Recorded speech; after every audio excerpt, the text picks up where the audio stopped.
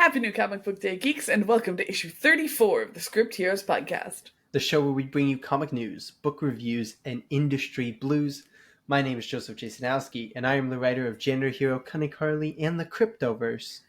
And I'm Katie Markham, scripter of the Rusty Robot Country Club and ghostwriter extraordinaire. We have some wonderful polls this week. We're doubling up on DC for the first time in a while, and they've taken the lion's share of our 3 books this week. Yeah. We've got Absolute Power #1, the official start of the event. We've got The Boy Wonder #3. And then swinging to us from Image Comics, we've got Local Man #11. We recently caught up on the series Local Man our bonus episode from a couple weeks ago. So go ahead and check that out. Yeah, if you want to also catch up on Local Man. Yeah, and I think the doubling up on DC will be a common theme going forward as we have these event books populating our inundated list. with Absolute Power. We have one for next week, not to spoil the next week books for the end of the episode. But anyway, if you enjoyed this episode or any of the segments on it, you can follow the pod on Twitter, Instagram, TikTok, and YouTube, all at the handle Script Heroes Pod. Or you can find my personal socials at JJAZ1111. And I'm on all socials at Katie Markham Pro. And now, on to the news. So, I believe it was maybe 2 or 3 weeks ago that we read Sinister Sons 5. And we were talking about the end of the miniseries, the fact that it seemed to be a hard end of a miniseries, and what was in store for these new characters and what's going on. Well, we finally have found out what is going on with the Sinister Sons post Sinister Sons issue #6. Ooh. So, based on, I believe this is based on the review copies that have gone out of Sinister Sons 6. So, at the end of the issue, and this is the only thing that's been leaked, is like the little thing at the end where it says, "The end, for now, Sinestro's journey continues in the pages of Kneel Before Zod, and the Sinister Sons will return in the pages of Green Lantern." Oh, I mean, it makes sense that they would pop back up in a Green Lantern book. I'm assuming it'll be Green Lantern boy, where they go back to the Green Lantern backups, because that's where the story started. So I assume that could happen again, because the Green Lantern book has consistently been jumping to different parts of the Green Lantern universe corner for the backups. I think the ones right now are Kyle Rayner backup stories. John Stewart's before his book started in backups there. So I'd assume we'll pop back into the backups there.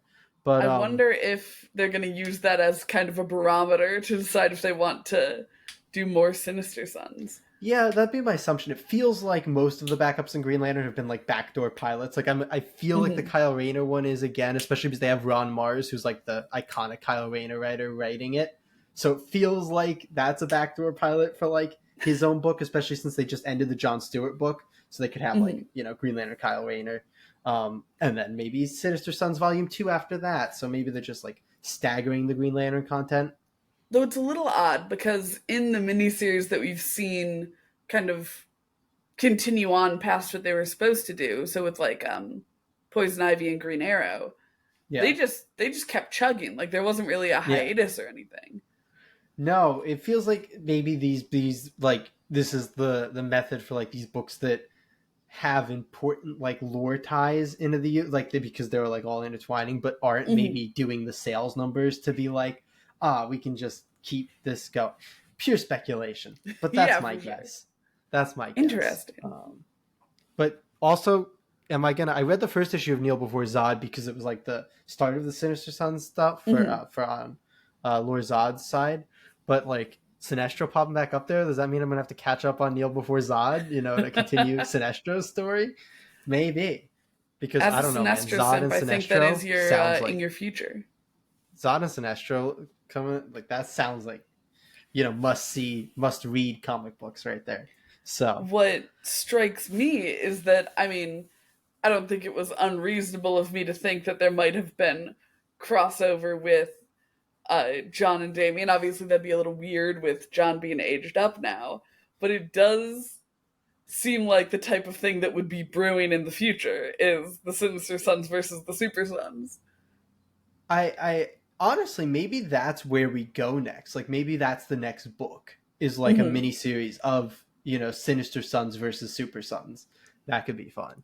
But again, it'd be so weird with John's aging Well, situation. they did the one shot. They didn't call I think they called it Superman and Robin instead of Super Sons. But they did the one shot that was like going back to it once they were, you know, once the age up had happened. But Yeah, but it still feels weird.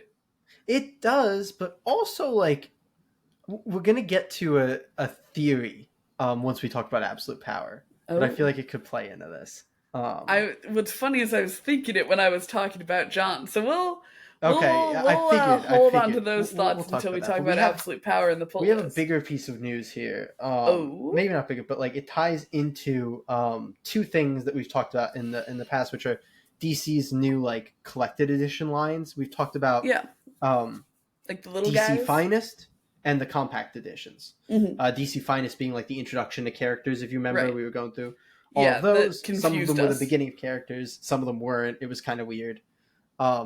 So we have the 2025 like books for both of these runs that will be being added to publication. So would you prefer DC's Finest first? Let's do the little guys first. We'll do the little guys first? Okay. So I'll start with the least surprising one. Kingdom Come is going to be coming to compact edition. That tracks. But after that, they're pretty surprising, honestly, to me at least. We've got Deceased, which is I don't interesting. think that's that surprising. They were real big on Deceased. They did like so many spin-offs for Deceased. They were so thrilled about the aesthetics. I'm going from like least surprising to most surprising here. I'm gonna just keep being a contrarian. Yeah. Then we have Superman Batman Book 1, which I don't know which Superman Batman run that is, but it's a Superman Batman. I was gonna say. Run. But I don't think there's an iconic Superman Batman run outside of like World's Finest. Well, the thing is, that's Batman Superman World's Finest. Yeah. Well, it also doesn't say World's Finest, so I know it's not that. But yes, like, yeah. I'm saying I don't know if there's really there an was iconic that really long running series. Yeah. Superman Batman. But yeah. Then we have, and I bet it's that one. You know, the one that has the bat symbol with the Superman symbol inside of it. Yeah. The iconic. Yeah. Yeah. I have a sweatshirt with that symbol on it. Yeah, I'm sure it's from that series, which is weird because I don't think that series is much of a like cultural moment. Yeah. Now maybe this one shouldn't be smart, but I don't know. It feels weird. Like I would have picked a couple of the Superman stories before this one. I think for compact edition, Superman Birthright. Interesting. Right? I've never read it. Like this one I think is a really good decision, but I'm surprised they did it. Static Season 1. I'm not surprised. I think part of my thing is that it surprises me more that they would do like Deceased, in that it feels like compact editions are meant to be more accessible to like younger audiences. I love how you did this specifically, like contrarian me again when you were like, Deceased doesn't actually surprise me. Like, here's the pick a lane, Katie. Doesn't Stop surprise just me with everything I say. From a DC picking it way. Yeah. It surprises me from what the vibe of this line feels like it should be. Well, that's kind of why Deceased just felt like a really weird pick. But I mean, like, the kids love edgy things. Yeah. Static feels perfect for this line. I'm just surprised that's where, DC went. That might be one that that might be my test of the compact edition, since I haven't read much Static. It might be a fun one to jump into it with. And then my most surprising is Batwoman Elegy. Elegy? Which one is Elegy? I don't know. I thought you might know because it's Batwoman. I'm trying to run through the new 52. That one surprised me the most. Like, we get all. I didn't read any of her. We get a real Green Lantern one, please. Like, what the hell's going on? No, not allowed. Like we have Far Sector, which is great.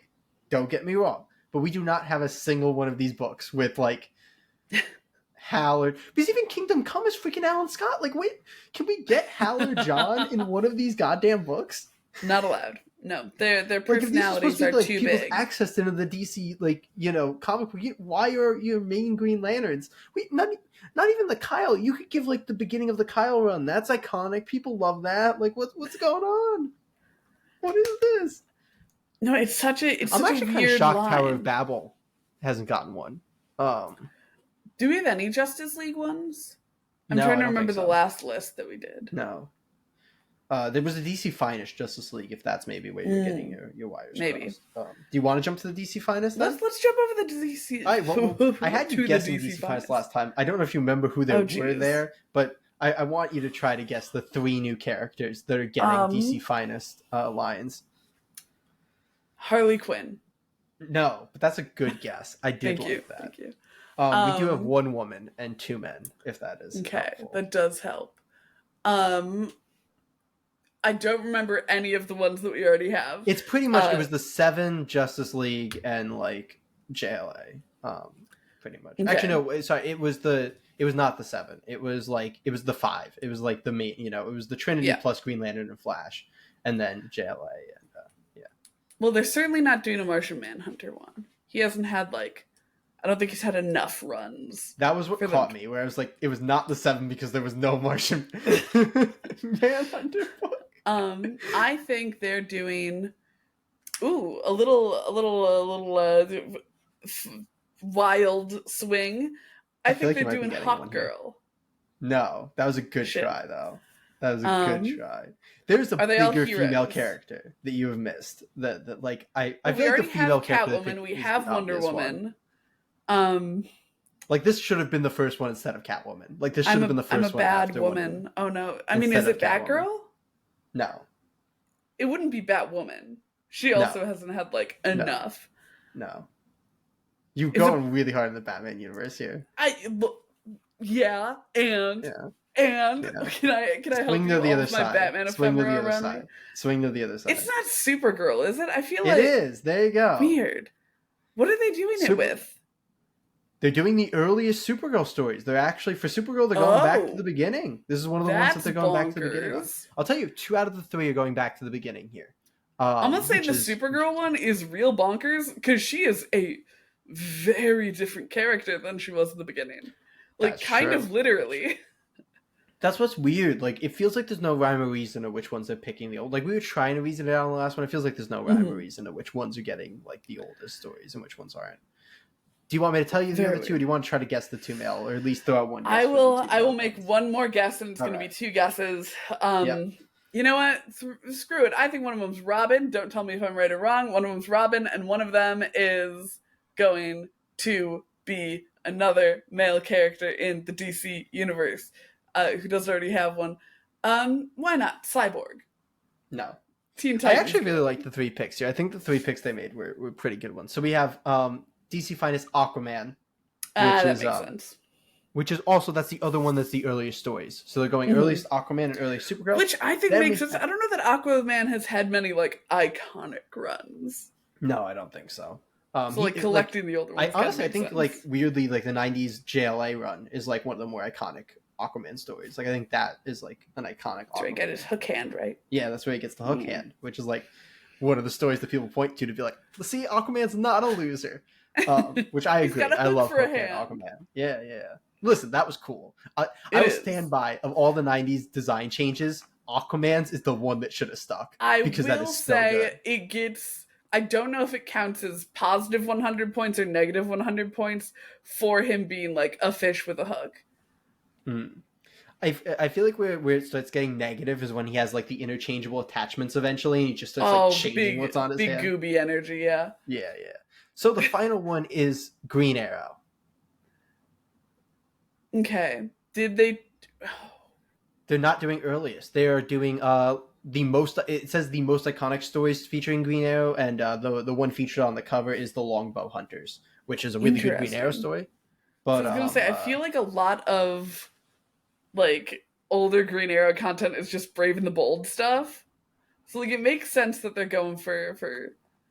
Because that was one of his long... That was his first long run, right? Was this... What did it start in 2003 or something, or the 90s? Yeah, so it's about there. I it don't all blurs know if there together. was not one before that. Obviously, there's the Green Lantern, Green Arrow run.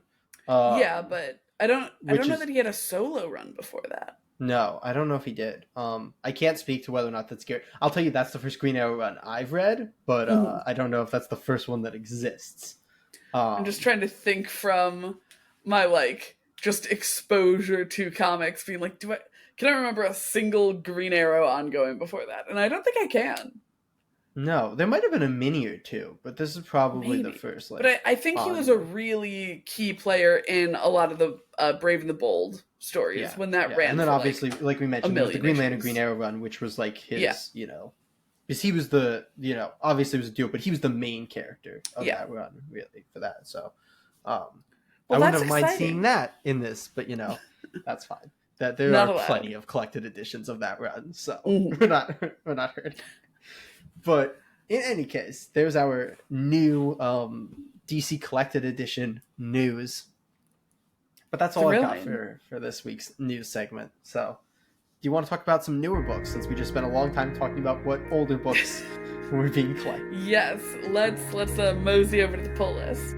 Okay, so we have only 3 polls actually this Yes. week for you guys. We have Absolute Power, we have Local Man number 11, and we have The Boy Wonder number 3, which I don't have a copy of because my store got shorted on their Boy Wonder copies. Oh I no. actually had 2 books that I was supposed to get this week that I didn't get because my store got shorted on them. So I'll get them whenever they get more, books. But what else did you get, Katie? Um, I feel like this week I picked up a bunch of books that I'd like forgotten to get last week. Mm. Um, because we've Well, got yeah, the you didn't have first. any last week outside of Yeah, Wonder, I think. I don't know how that I ended Did up you just. get the first issue of Gotcha Man? Is that I what's right did. I there? grabbed the first issue of Gotcha Man. Oh man, I would have if I had known that you were getting it, I would have gotten it. But Well, we didn't know that we were only gonna have 3 books until like yeah, a bit ago. yeah, Yeah, I grabbed the first issue of Gotcha Man because we love Mad Cave in this house. We want to support Mad Cave. we do, we Um, do. Grabbed the second issue of Scarlet. I haven't read the first issue yet, but I just think she's really neat. Okay. Um, we've Oh, also got Bear Pirate Viking Queen number 3 with that gorgeous, gorgeous Barvecchia art. Oh my goodness, what an icon! We've got the Absolute Power tie-in for Batman, which a bit of a bummer for it to be an Absolute Power tie-in for like issue 150. Like that's such a fun milestone issue, and it's like, oh, Absolute Power yeah, but tie-in. like also Batman's already had a 150. Like that's not Batman has had like the 8 150s. yeah, like that's the I don't think he's had 8 150s, but It's not um that much of a bummer, but I saw it and I was like, all right, it's 150, and it's an Absolute Power no, tie-in. it Then we got certainly Batman and is a Scooby Doo little annoying. Mysteries number 7, and another kind of back pull. We've got Local Man Bad Girls. I was gonna get issue 10 of Local Man, but it was all sold out, so I'll just have to keep an eye out. I think I think Bad Girls is one of the few books I'm missing. So yeah. There we go. Anyway, What did you I pick got up? RoboForce number 3. This one was delayed for a little while, but finally the end of the 3-issue RoboForce Ooh. miniseries with incredible art by my friend Elton Tomasi.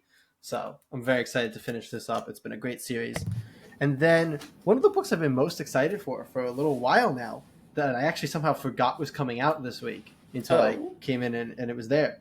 The new mini series for Grendel I is have never finally read here. any Grendel. I am such a huge Grendel. We'll have to do a bonus episode of Grendel because I genuinely think it's one of the greatest comics ever made. Like it Hell is yeah. so ridiculously good.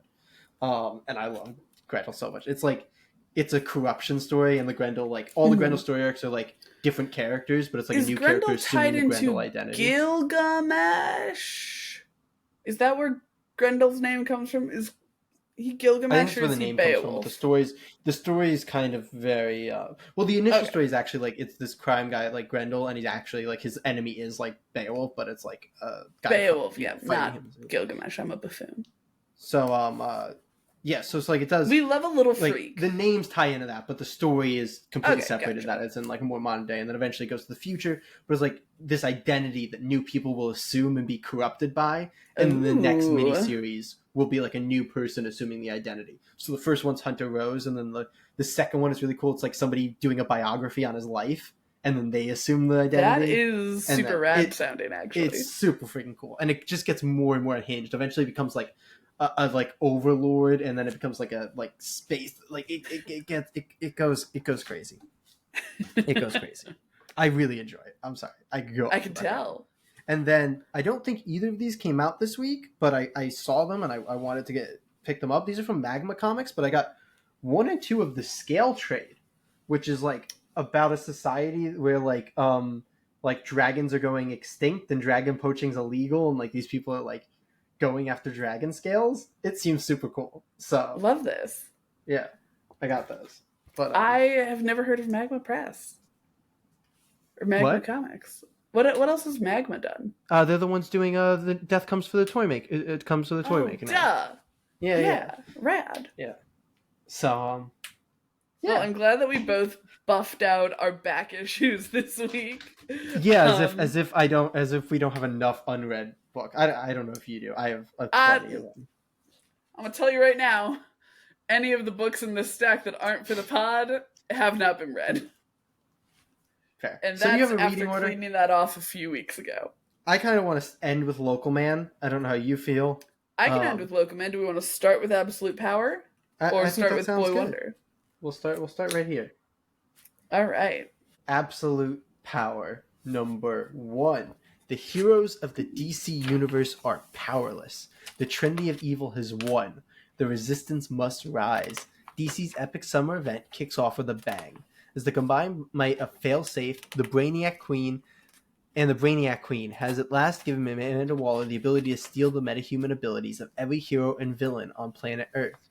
As chaos erupts in the streets and a massive misinformation campaign sways public opinion to their side, the founder of the Suicide Squad methodically targets each superhero dynasty one at a time, starting with Superman. But even in this darkest of hours, a resistance is forming, and Batman is out for vengeance. It's a shocking blitzkrieg across the globe that is decades in the making and will shape the course of the DC universe for years to come. Which, knowing the Absolute line is coming, is probably actually true for once. Yeah, right? Writer Mark Waid of Kingdom Come, The Flash, and World's Finest. Artist is Dan Mora, Power Rangers, Shazam, and World's Finest. The colorist is Alejandro Sanchez, and the letterer is Ariana Maher. Katie. Yeah. Ground Zero was an interesting thing for us to talk about last week. If anyone wants to hear a discussion on Ground Zero number 1, that happened last week. This is the actual start of the event. How'd you feel? So, I'm not. I know that we make a meme that it's a bad thing when we just start with just long pause, but I'm really trying to gather my thoughts on it because it's an interesting one. I don't dislike it conceptually. There are little bits of it where I'm like, I dislike this little bit. Like, a big part of this is that Amanda Waller is just out in the public eye. And even with the kind of like in-universe explanation of, oh, it's because she thinks she already won, I'm like, I still feel like Amanda Waller's never been after public attention. And it feels weird that she's like doing that. And it feels kind of like we're dropping in the middle. Like, I thought that Ground Zero was going to give us more of her kind of groundwork, so to speak. And it kind of did, but it really just gave us the background on how the pieces that she's using work, rather than how she's going to use those pieces. So it opens up on people already, like, just people on the street attacking superheroes. Like, Animal Man is almost beaten to death in front of his daughter. And it's like, okay. But after we just recently read the book that helped shoot off Infinite Crisis? Is that the one where Ted died? Infinite Crisis? No, which one? Oh, yeah. Yeah, right? Yeah. And it's like, to have seen that, and to have that book as like an example of how to start off an event in a way that makes you scared of the bad guy and kind of sets the scene for you. And then to have Animal Man just kind of like almost get beaten to death.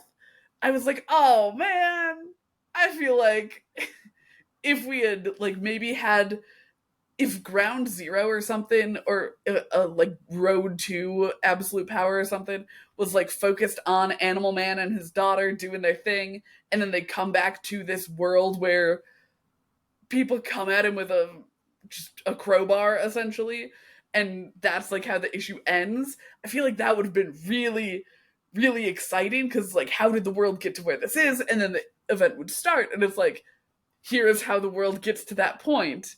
Instead, we are just kind of dropped in the middle of it, and all of the characters like it happened overnight, or like Yeah. all of these things have just started happening. Like that's not it's not very fun to start something off by just saying it started happening and now it's Yeah. happening. So that was my big gripe. Yeah. Dan No, Mora's that's art fair. continues to be my Oh favorite my art of god. any character that he draws. Oh Like my every god. character, I'm like, okay, that should be the new Oh my face that god. that character has forever. It's a honestly Dan Moore needs to do they were doing the variant covers this month with all of like Jose Luis like the the old style Mhm. guide stuff. Like Dan Moore needs to be the new style guide artist, like just let Yes. Dan Moore draw all the characters and be Yes. like, this is how they look. Um Though he does essentially do that already with how many variant covers he does. that's so true. My But in man any is just case, out here drawing Nightwing every day. this was a weird one. This was a weird one. And I feel like we have similar gripes.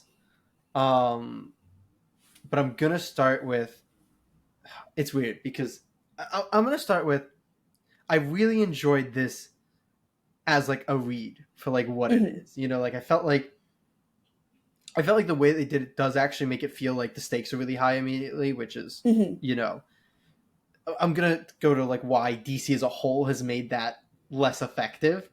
But like looking at the single issue for now, I felt like it was this cool kind of moment of like, nope, we're in it. This is happening. It's a real threat and all that. I thought that worked really well. The devastation, kind of the like, not like building tension, but like just the starting level of tension is crazy high, which was Yes. really cool. And I think Mark Waid does a good job of making the characters like feel like they actually feel like they're not that much tension. Like compared to Mhm. Beast World, I buy like the character reactions a lot more. Yes. Um, but I'm gonna say Beast World hurts this book a lot Yeah. because it feels the same in the sense of like all the characters crazy going around, Amanda Waller's the threat, all this. So Beast World hurts a lot. And then my other feeling is like, okay, this issue, enjoyable, good thing for like this event that's affecting all these DC characters. I like that. There's no character focus. There's no characters of focus in this issue. There's no narrative arc in this issue. Mhm. There's no character arc in this issue. There's no like following somebody through this.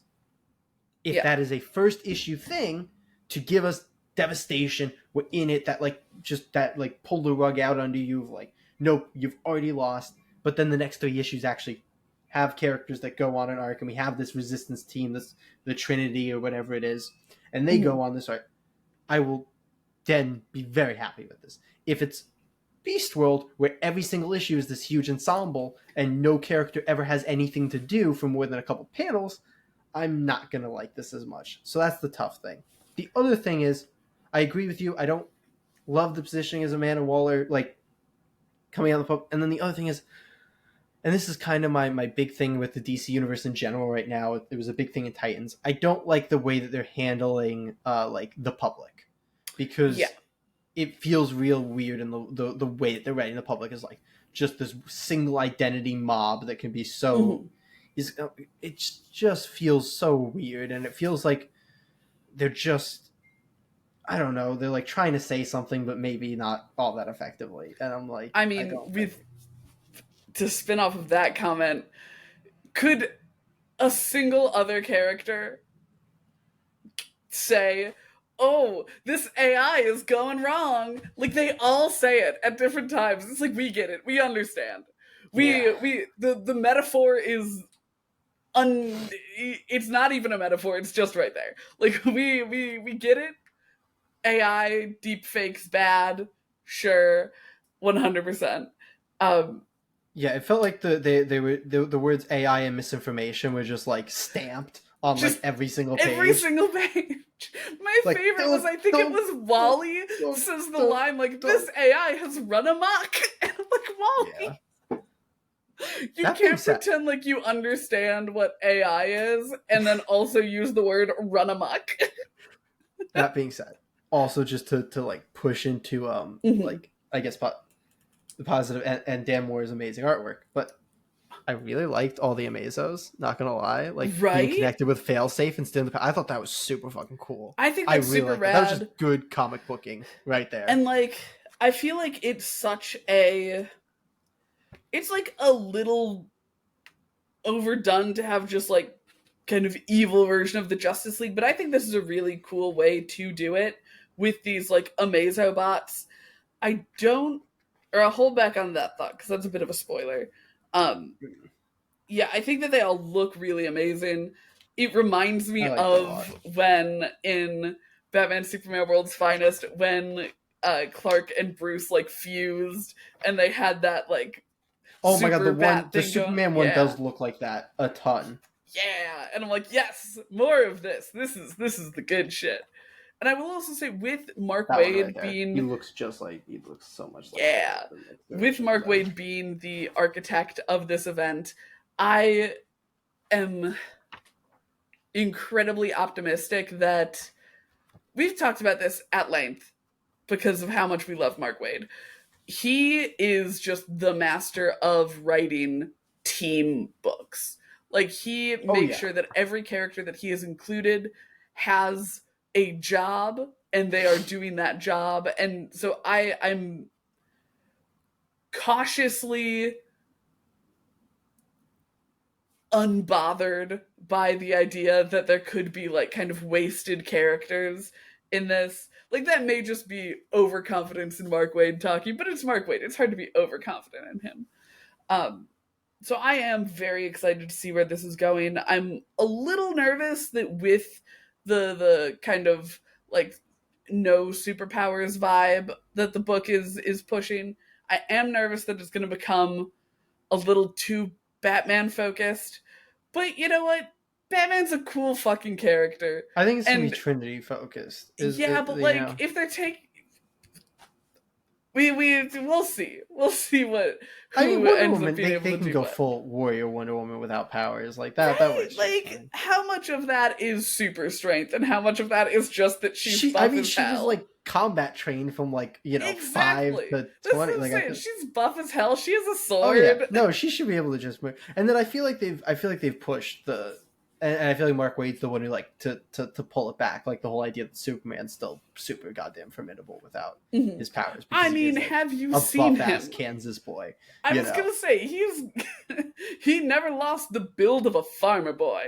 Uh, Yeah, yeah. So he's gonna suplex Brainiac Queen and it's gonna be great. Uh, God, I'd pay for that. Now I want Daniel Warren Johnson to draw that. I want Daniel Warren Johnson to draw him suplexing Brainiac Queen. but in Yes. terms of slapping a numbered rating upon absolute Yeah. power number one, It's tough.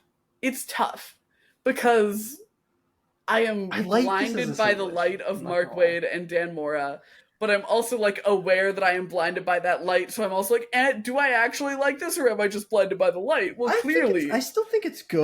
Like exactly. I still think it's good, and I think it I has the am potential excited to about be this. bad depending on what the next 3 issues do, but I think it has the potential to be really, really good depending on the next 3 issues do too. I think that the biggest danger for this book is going to be a kind of heavy-handedness with whatever type of like theming they're going for. I, Um, I think that's honestly Mark Wade's biggest weakness in general. I think he's very heavy yeah, handed with his like, message. attempts to like say something, you know. And like I love the man, and I'll listen to what he has Because I to don't think say he every really day of ever the like week. blends it into the plot either. He's kind of just like, I'll just have a character say it, you know. I'll just have a character say it, and I'll have the conflict be it as well. Yeah, yeah, yeah, Um, but yeah, I think that that's really the greatest danger of this. I don't know that there's a lot that Mark Wade himself could produce that I wouldn't say is like just good on yeah. assembling level. Uh, Agreed. we talked about that with some book where it's like even the issues of this that are weaker are still fucking god tier content because Mark Wade's just so good at that.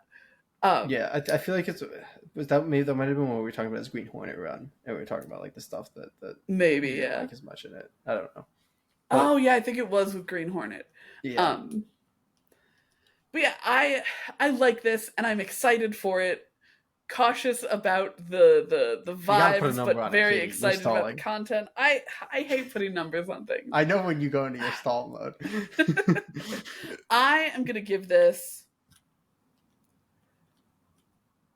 I'm gonna give this an 8 out of 10, and I'm gonna That's what I say have. That's what I have written. specifically that a good chunk of that is also on Dan Moore's shoulders because it's I just think good it's to an look 8 out at of too. 10. I think it's a Yeah, solid 8 out of 10. And I'll say, I don't know. Do hell I yeah, think the art is stronger than the writing in this particular? Yeah. The art is a 10 out of 10. The writing is maybe a 7 out of 10. You know, yeah, like that's how I would break that. So yeah, I think the book's an 8 out of 10 in my opinion. phenomenal. It's good, it's solid, but there's not any great arc or anything across it, but Yeah, it we'll looks see where nice it and it does some goes. cool stuff. Would you call it a pull So list rack? the bar for DC events is like dug 2 feet It's under so the low. ground right now. So like, did they step over it? Yeah, but it's 2 feet over the ground. So stepping over it instead of just like shuffling your feet over it is an accomplishment. So yeah, I'll give it a pull list rack. I will also give it a pull list rack. I'm very excited to see where it goes. But are we ready to talk about our other DC book, The Boy Wonder? Number Trey. The Boy Wonder, number 3. Damian teams up with Red Robin. The cunning Tim Drake has always been the smartest of Batman's sons, and the most comfortable matching wits with the most sinister geniuses on Earth. Damian Wayne doesn't like feeling outsmarted. To him, no smugly written insult could ever be sharper than his sword.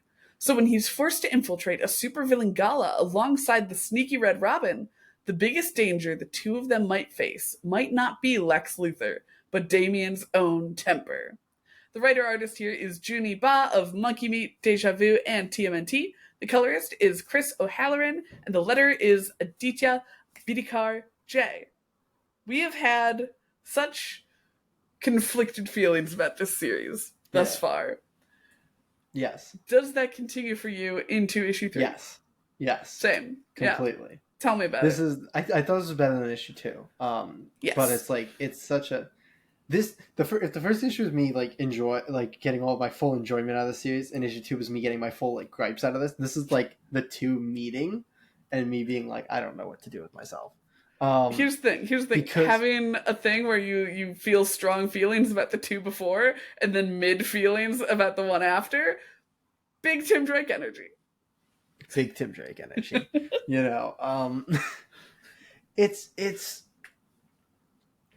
it's another issue that like doesn't really feel like it did anything, you know, by the Mm-hmm. end of it. Like it feels like it's a little bit more interested in like talking you through like who the characters are, and then like teaching a lesson that doesn't really end up making sense, Mm-hmm. than it is actually like continuing because there is an overarching plot. There's like this demon guy who keeps showing up, Yeah. and like that happened, and I didn't like I thought the fight was beautifully illustrated. Oh yeah, the art has not been a qualm I've had with I these love the books. penguin design too. I thought it looked really, really Right? cool. I like the It's penguin big a Danny ton. DeVito.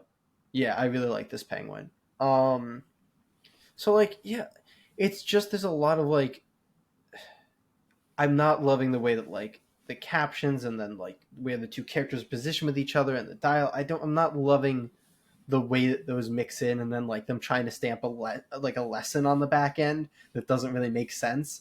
And then this one, the lesson is like come to with faulty information, and then he finds out he was wrong, and then I'm like, so are you invalidating the lesson you tried to teach us? Because I don't know how that worked.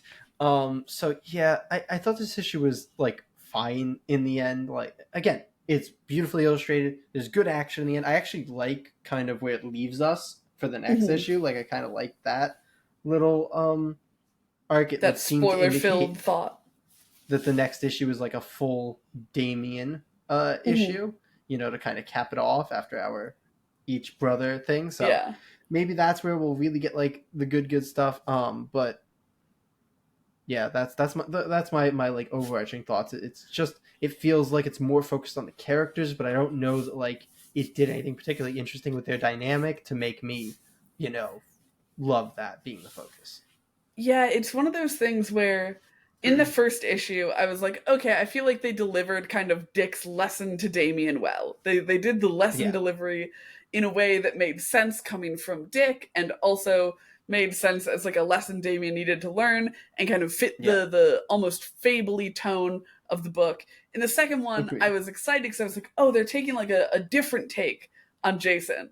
Uh, because they, if you remember, they like emphasized the hunter side of things. So I'm like, oh, Yeah, that's like a really cool thing to be like, no, Jason's not the dead one, he's the hunter. That's badass. And then they didn't really do anything with that.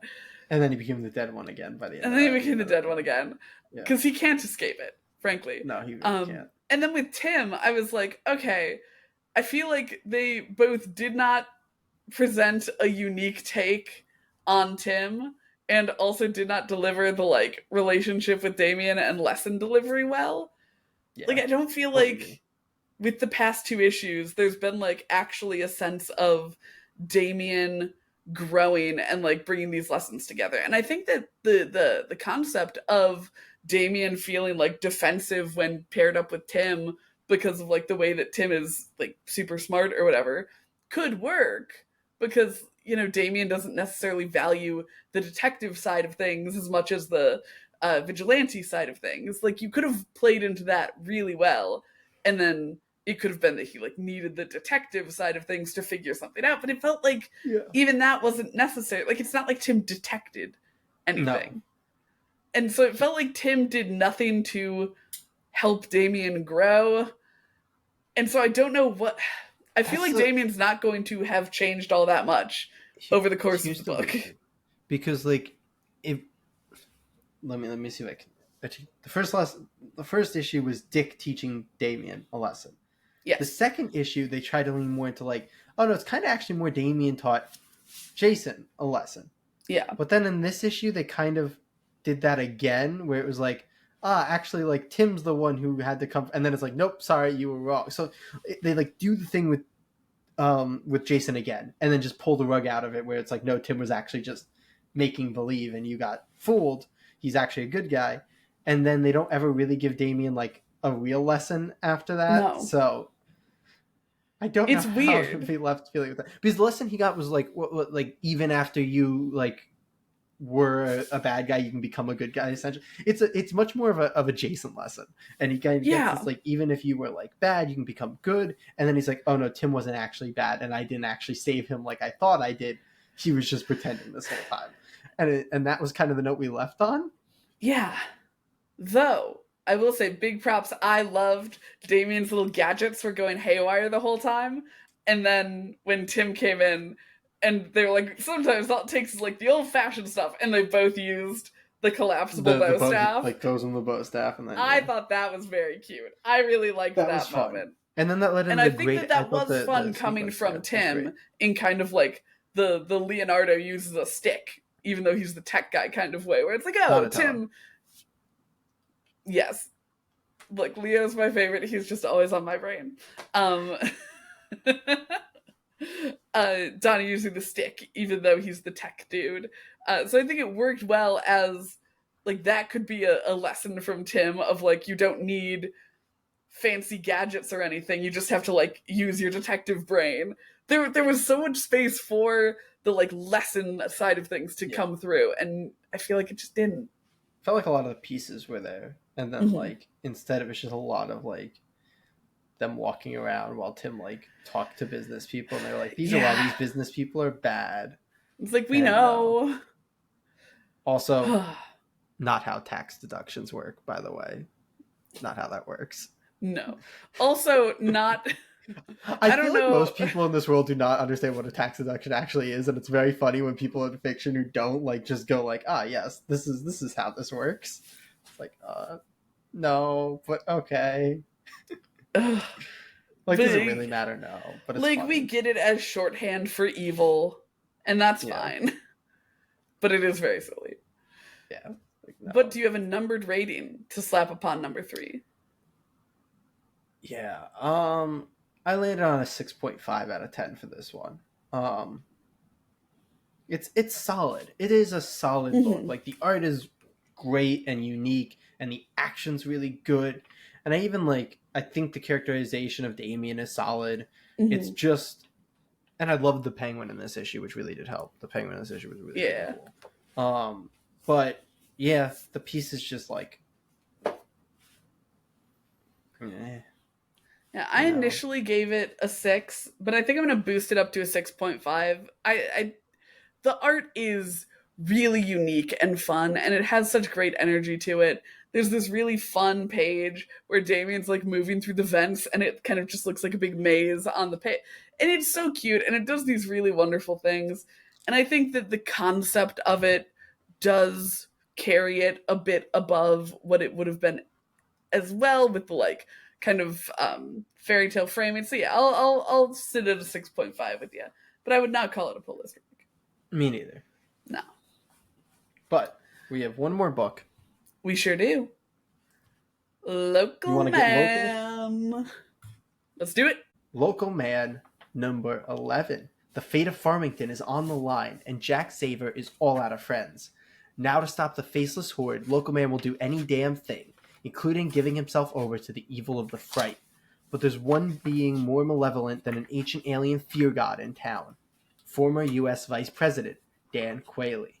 The writers and Ooh. artists on this series are Tim Seeley of Hackslash, Nightwing, and Batman Eternal, and Tony Fleeks of Stray Dogs, Gargoyles, and Feral.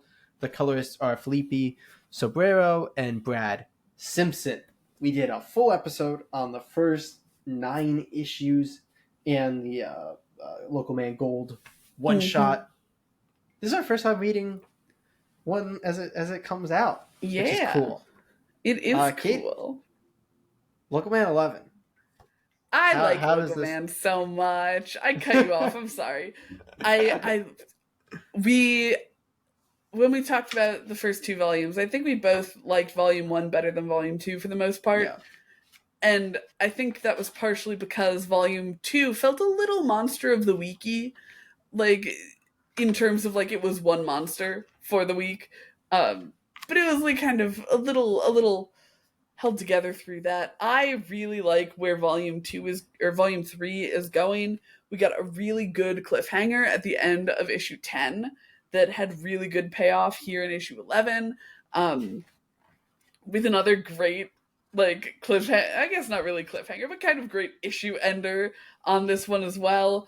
I feel like we get a lot of the charm of Jack coming back in here.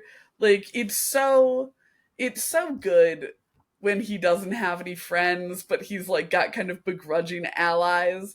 Like I feel like his relationship with the police chief was really fun in volume 1, and it's like it's nice when people begrudgingly have to work with him, and we've got a good amount of begrudgingness here.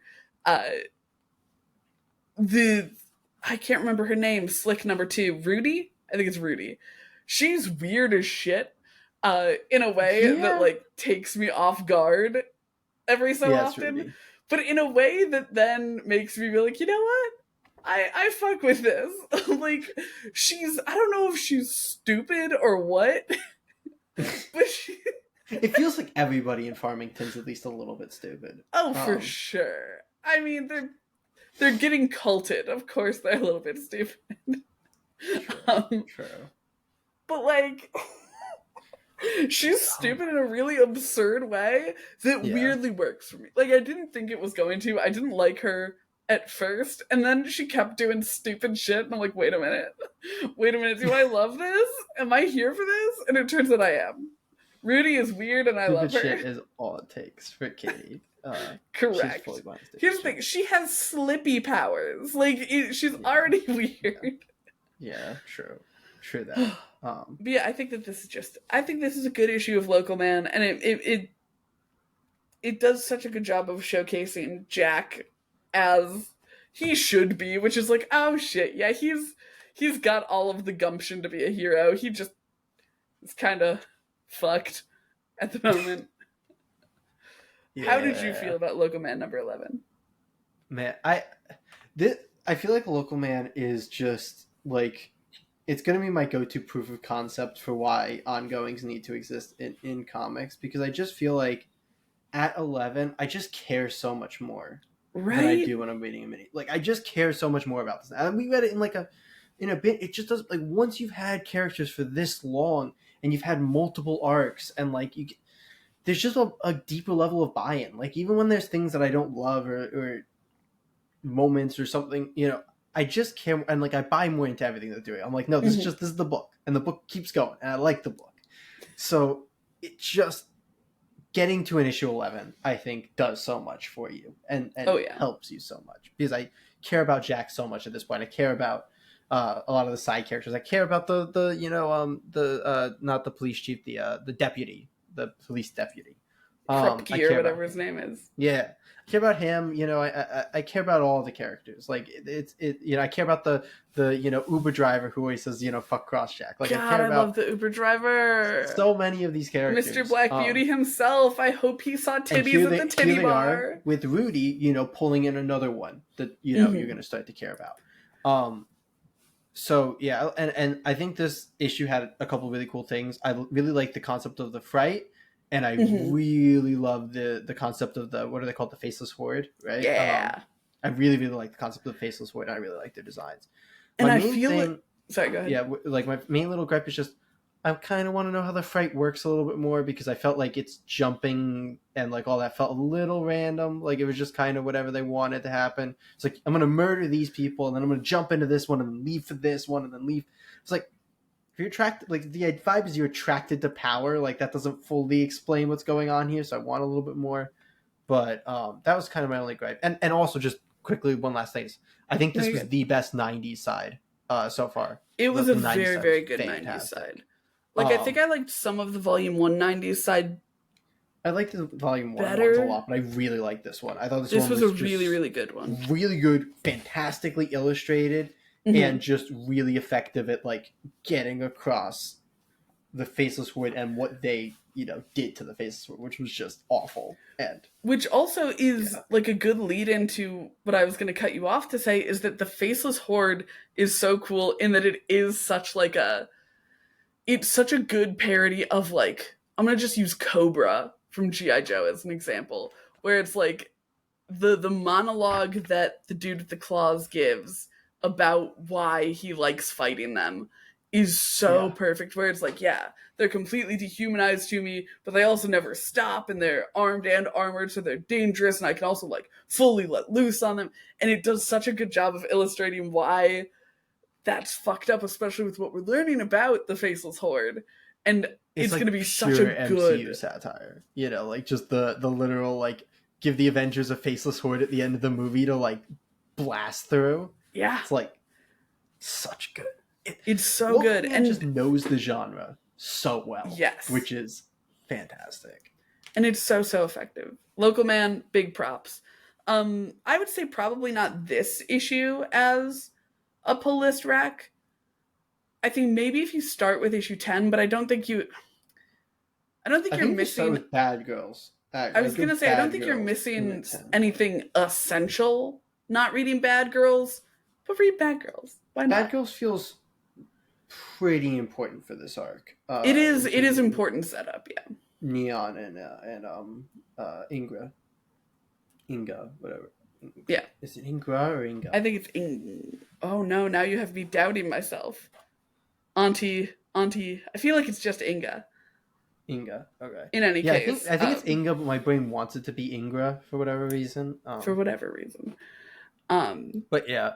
So this one, not a pull list rec, but jump into Local Man. And if you don't want to read the entire first 2 volumes before doing so, boy, do I have a podcast episode recommendation for you. Read the first 2 volumes and then hop over and watch our, review, in-depth dive, our time travel theories that are definitely right. Jay got very excited. Get all of that in that episode. Check that out. But yeah, slap a number on it, Katie. Oh, I hate doing that. I forgot I had to do that. I didn't put a number for this one in my notes. You seem to be like trying to get out of it. I'm always trying to get out of it. I am going to give this issue, I'm trying to like mentally cut between this and number 10. I really, really liked number 10. We obviously hadn't started reading yet, but I loved number 10. I'm going to give this issue I'm gonna give this issue an 8 out of 10. I liked it a lot. I think that it's doing a lot of really cool stuff, and a lot of that is the faceless horde stuff going on that's got me Yes, super hype. faceless Word stuff's really cool, and the 90 side is a lot of heavy because I think the 90 side is Mhm. really, because that's the faceless Word focus, and then Yeah, yeah. I think the Fright stuff good, but like Local Man is on like a scale of good to like fantastic, and I think it's on the good side of that. Mhm. But I'm gonna agree with you, which actually, fortunately or unfortunately, however you look at it, means we agreed on every single book this week. Oh my 8 out of god. 10 on Local Man for me too. I So don't know that this is a we've little ever weird. done that. No, I don't think we've ever agreed on every book in a given week. So Wacky. we're boring. We're boring now. We're an Yeah, old married podcast couple. that does make sense. The whole people say an old married couple when they're talking about people who are arguing. Oh, I always thought it was like, oh, you're an old married couple because you No, do it's all like the you two are same like an shit. old married couple. You say to like two people who are arguing, and then like usually they feel awkward. Yeah. Clearly, you need more positive old married couples in your life. No, that's how the phrase is No, used. that's fair. You're saying that and that makes sense. And I'm not one to talk. Both of my grandfathers are dead, so I saw no old married couples in my time. Wow, you made it morbid. Let the creator corner is up next, where we have a lot of fun and positive, happy thoughts. And cut, cut, cut, something fucking cut. And here we are in the creator corner where we sit back, relax, talk about comics, talk about being writers, talk about how to write certain things. Today's wonderful topic is how to write unlikable characters on purpose. Yeah, So this is as sort opposed of to people not tied. liking as opposed to just people not liking your characters. Yeah, Exactly, exactly. We're talking characters who are like pieces of shit, but they're the main character. So like you want them to be unlikable, but like they also have to be the right degree of unlikable. Like with someone yeah. like Jack from Wanted Man, Local Man, he's not the best guy in the world. He's not the most likable man on planet Earth, I feel like but they we tell still you a like lot him a with it. I mean, lot. like he is his relationship shit is pretty fucked. But like I feel like they tell you he's a worse person than like they show you he is. For sure. Yeah, and public perception is definitely something to do with that, and Yeah. the way that he was ousted from uh, third gen. Um, but you've also got someone like Battle Pope. He is Yeah. not likable, No, but he's not at all. enjoyable. Yeah. Um, who are some other like unlikable main characters that come to I mind for mean, you? Deadpool is probably like There you go. the poster child of it. Harley Quinn. Uh, I don't know that either of those are supposed to be unlikable though. I feel like they are. Like you don't like them, and I don't No, they're particularly meant to like be them. unlikable. Like Deadpool's meant to be. Everybody in the Marvel universe hates Deadpool except for like That's you know. fair. That's fair.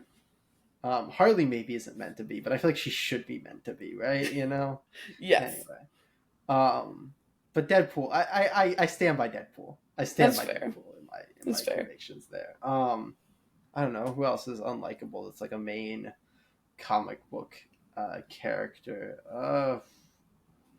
I don't know. I'm out of ideas. I mean, like Billy Butcher from The Boys. I'm mostly citing the TV show because I've only read the first issue of the comic.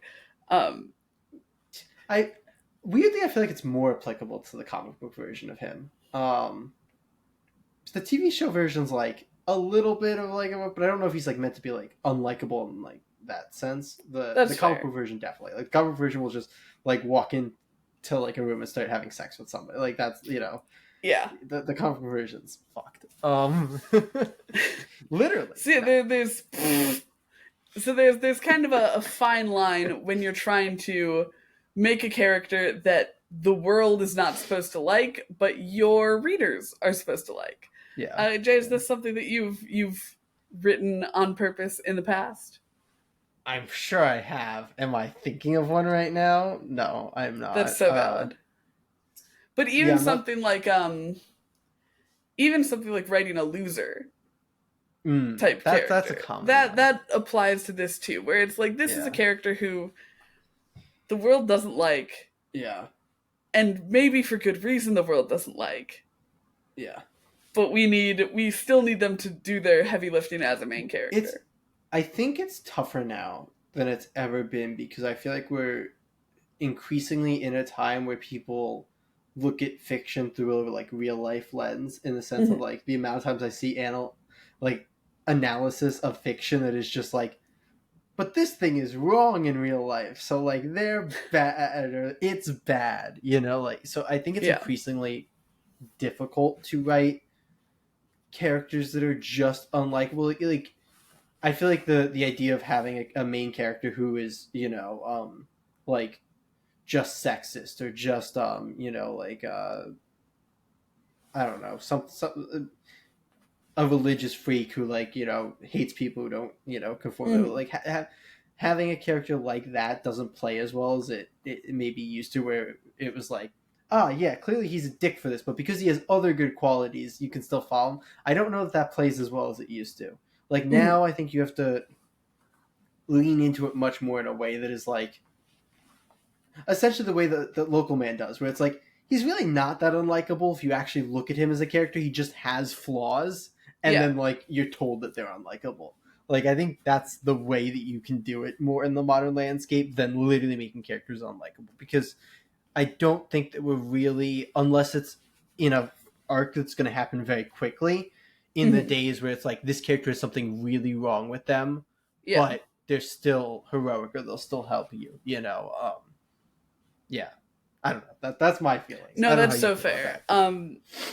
And it is an interesting thing because obviously when you're writing a story about a character, you probably want to like the character that you're writing about, especially if the story is about the character. You want them to be someone who people would want to read about.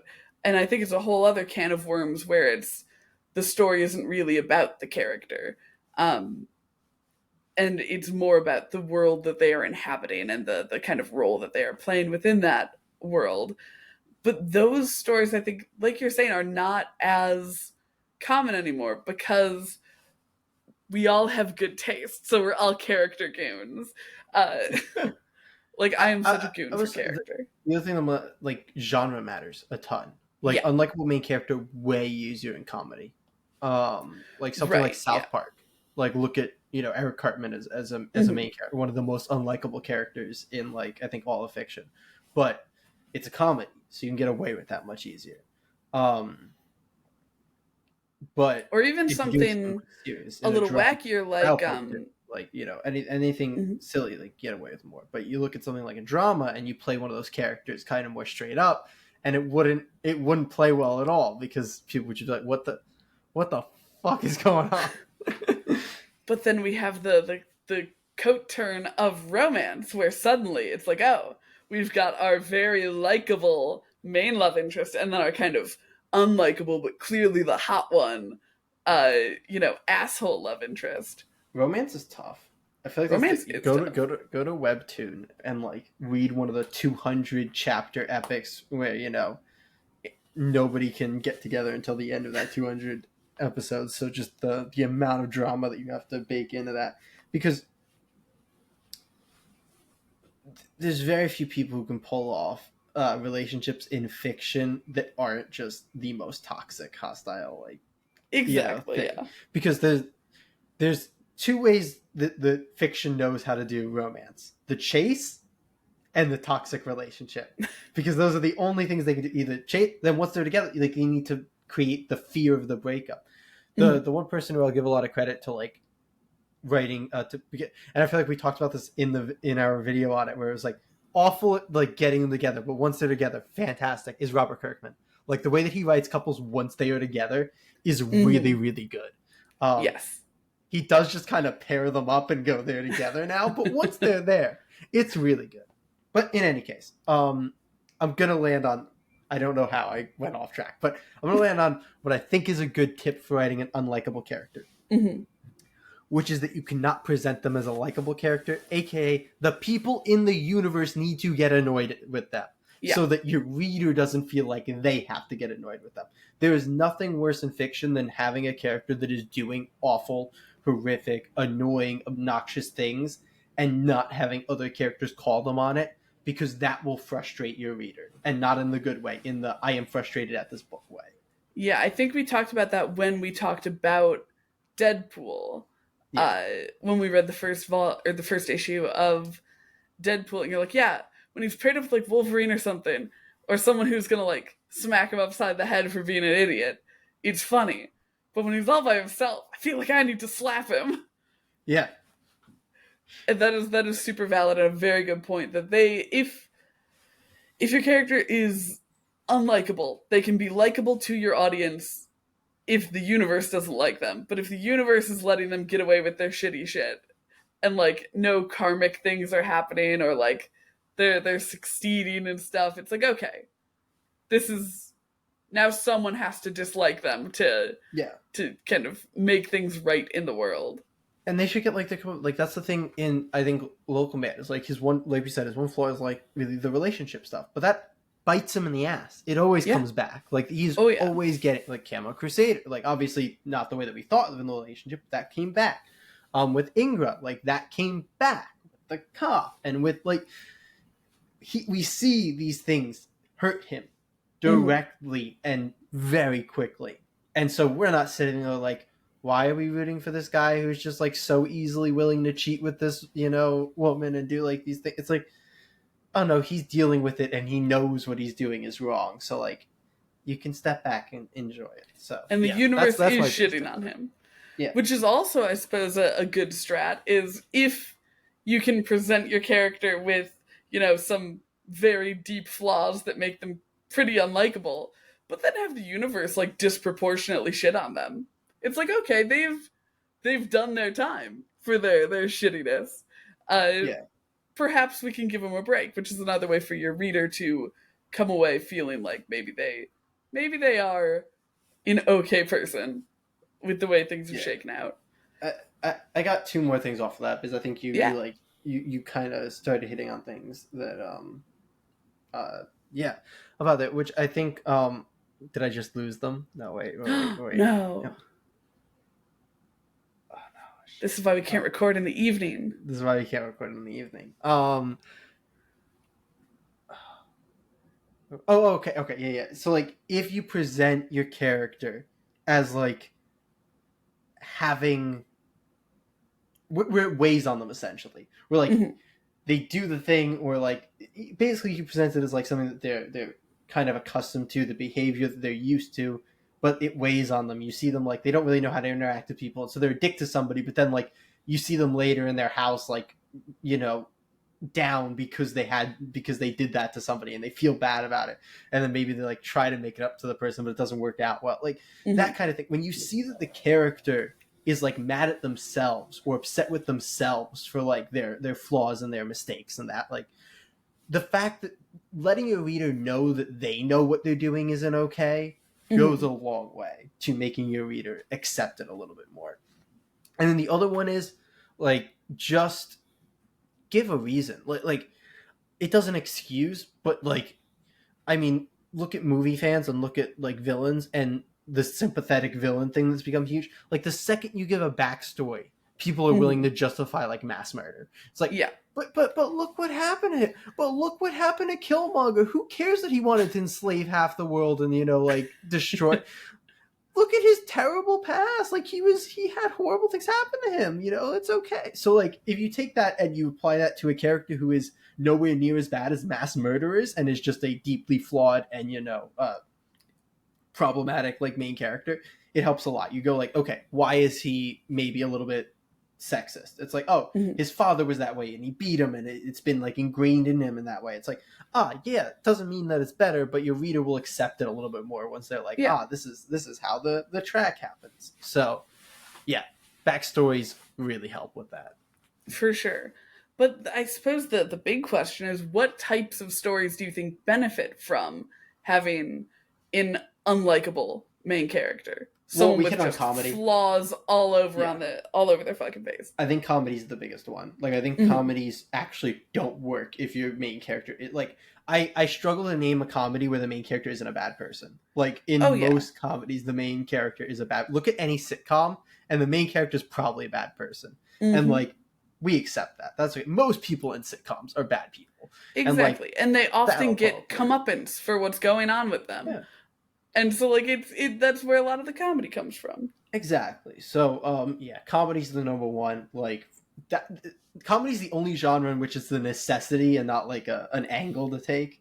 But there's other ones. Horror's a good one too. Like having somebody who's a bad person have them like, whether it's the personification of whatever they did wrong, like having something like that come after them and then them Give them like the full Charles Dickens. yeah, having them then like learn their lesson, but maybe they die, maybe they don't, whatever. Like that's another really good genre. That's another genre that I think benefits from it rather than like it Mm-hmm. being a different angle. But you can do it in a hero story. It's a solid hero. It's a trope in a hero story, like having that. But in a hero story, it needs to be more of an arc. You can't like keep them a bad person. Like it needs to be like, let me learn. And here's my And favorite. typically, Yeah, yeah. yeah, go ahead. My favorite for it, and I think it's underutilized because it just makes so much sense for the genre, is apocalypse.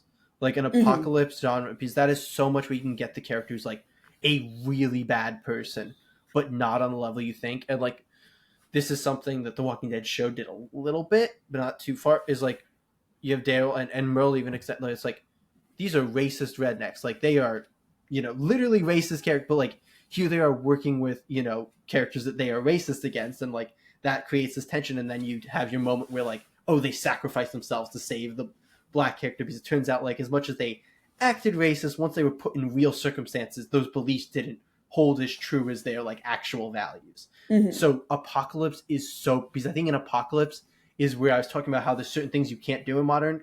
I think Apocalypse is like the one genre where you can. They can be sexist, they can be racist, they can Yeah. be anything because like it makes sense for that genre for them to be forced into these circumstances that will alter their foundational views. And I think part of that is also when characters are essentially stuck together. Yep. Like, because if, some racist ass character walked in and started saying slurs to a character in like your high school romance, it's like, okay, hello, teacher, please Yeah. detention this person, or like, let's leave this bar because this person's obnoxious and terrible. So places where the like societal laws are perhaps more flexible or broken down is where it's like, okay, this is where your character can also kind of exist without consequence, essentially. And then 100%. obviously you want them to learn and grow because we're talking about specifically good characters. Obviously, your villain is going to be unlikable in a certain sort of way because they're a villain. It's weird though because villains actually follow like similar rules to heroes in like certain senses of like mass murder fine, racism, sexism not fine. It's like there's the levels to like where in certain stories like what people are more okay with. Mm-hmm. It basically boils down to what's like feels more real versus what feels more like arbitrary in a comic book. What feels like a faceless horde versus a real Yeah, person. exactly. But no, it's like you said, and they're absolutely villains, but the Yeah. it's definitely different for villains. But I think, Mm-hmm. especially we were talking about how modern comics just have like readers have different sensibilities. So I think that there's actually somewhat of a similarity in villains in that sense. But then again, you show the backstory, like I said, and boom, you can do whatever you want. But what do you think are some good kind of I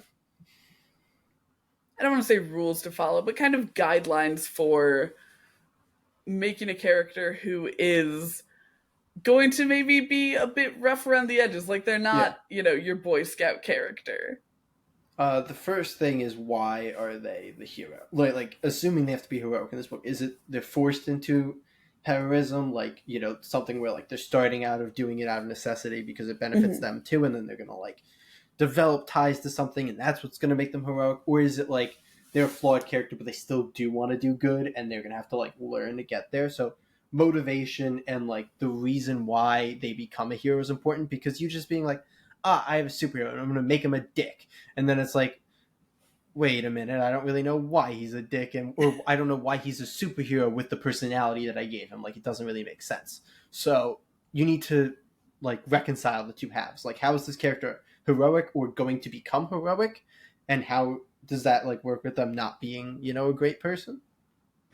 And And the I thing mean, I is, like feel I like said, we've got Guy yeah, Gardner as sort of an example of that. Like, Guy Gardner's a bit of a dick in a lot of the ways that he's portrayed, Guy's but a he rough wants one to be a because like, hero because he's like, yeah, heroes are good, and I want to be a good yeah, guy. Like, I want to be a because like I don't know hero. if Guy like fully fits the prototypical role of like, you know, unlikable main character because it's like Mhm.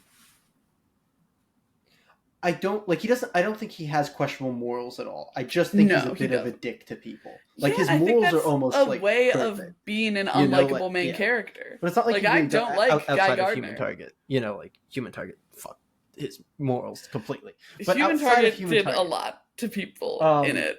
he's like, he's your typical he's very similar to Hal in his like typical he's a very similar character to Hal in general. He's just more of he's a Hal with the dickishness turned up to like 10. Um but yeah, no, you can just have them come off a little bit like rough to people. But like yeah, I guess that is one of the roles. And that's then you also have to decide why. And for Guy it's a little bit of like machoism and trying to feel like he's always, the strongest and most important one there. And for your character it might be something else. It might be, insecurity, it might be this, whatever the hell it is. But yeah.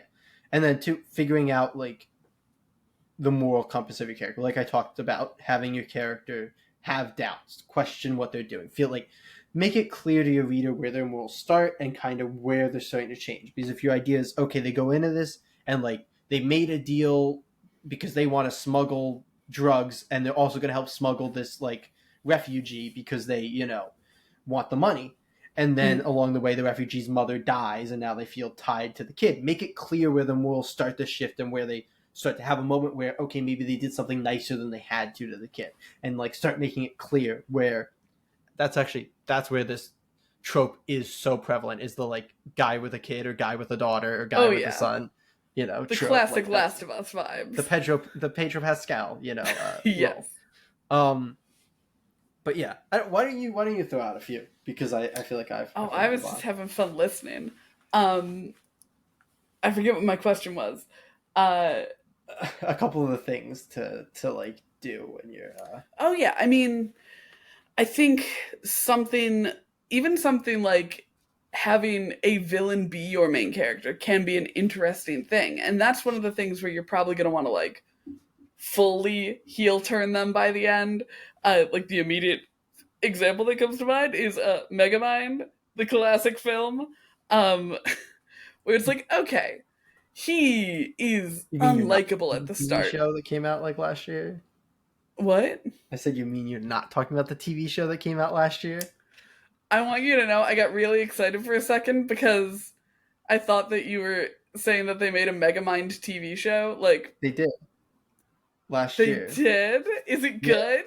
No, That makes not even the sense. same voice cast. Well, yeah, well, I think they made a bummer. sequel movie that had the same voice cast and then spun out of that a TV show that didn't have the same voice cast, something like that. That Neither of much happens is the most same. of the time when you've got Yeah, names like Will Ferrell and Tina Fey. yeah, Um, but like with Megamind, the classic film, it's like, okay, he's very unlikable at the start. Like, yeah, he's not only, kind of caricaturically evil, but he's also like a dweeb and not in an endearing way. And he like mistreats his fish butler and shit. And it's like, okay, this man sucks. And then giving him that kind of heel turn where it's like, oh wait, my backstory is that nobody ever loved me, but people love me now, so I'll be a good guy. It can work. It can work if you do it well.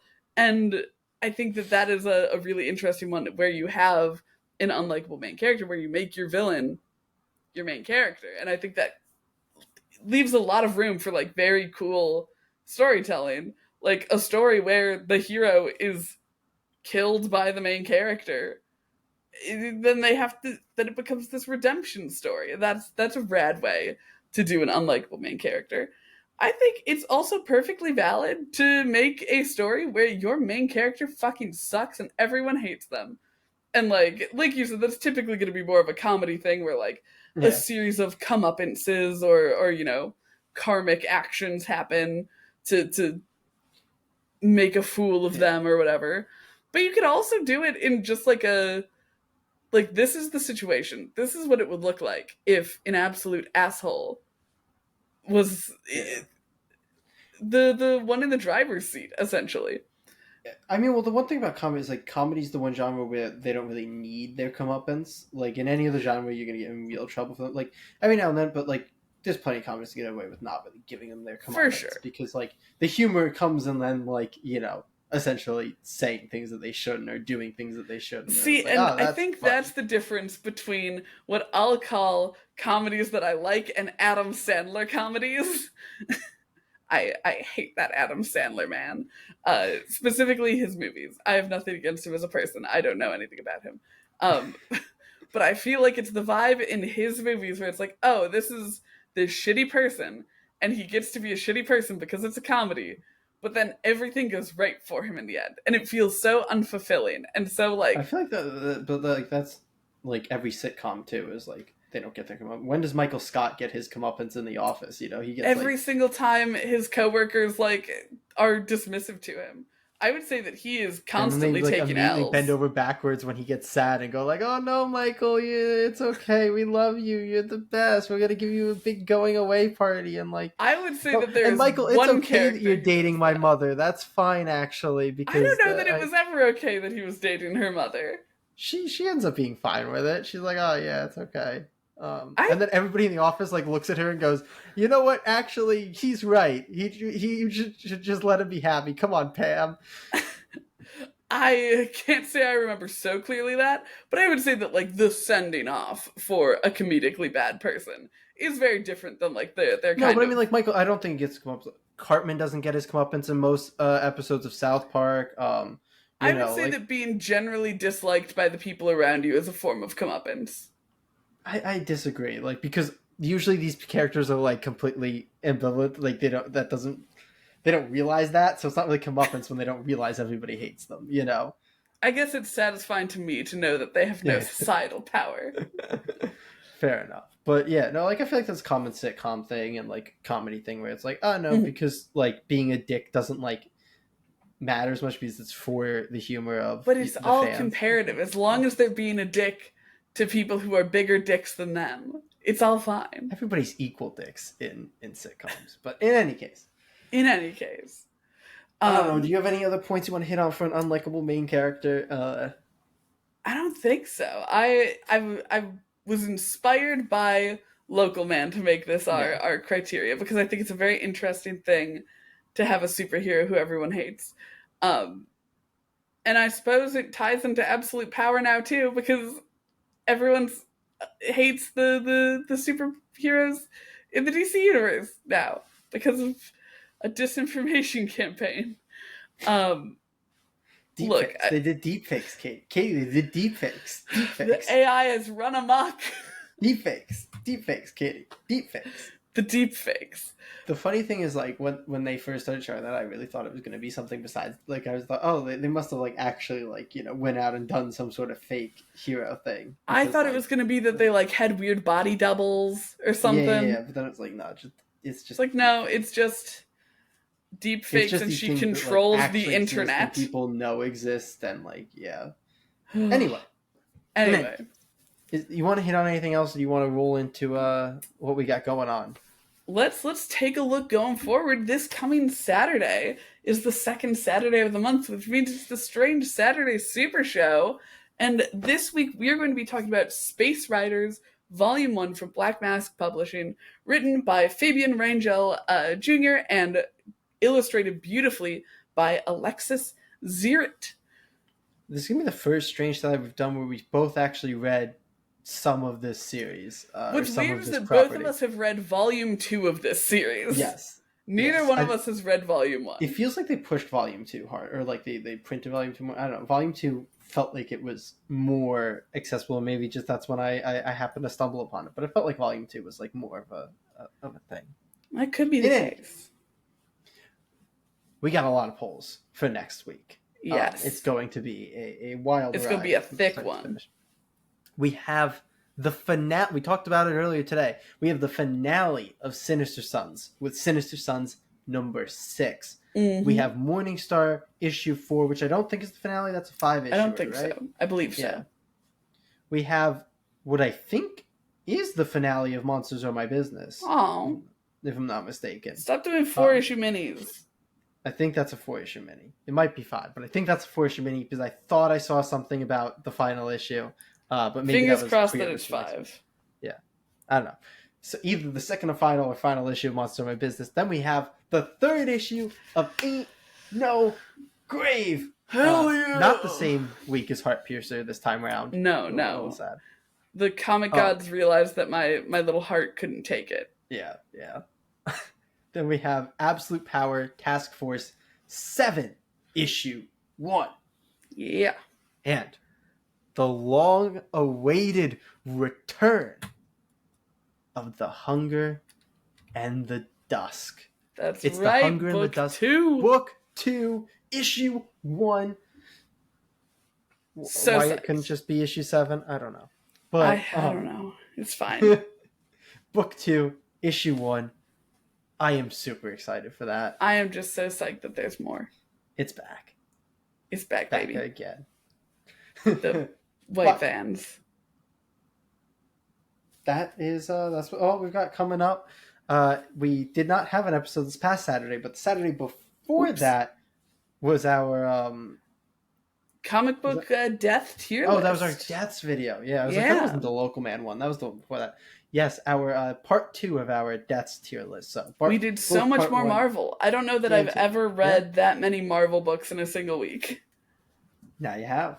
But yeah, so you can watch both parts of our death video. Local Man video is still out there as well, but in case none of that piques your interest, we'll hopefully see you next week. Geeks.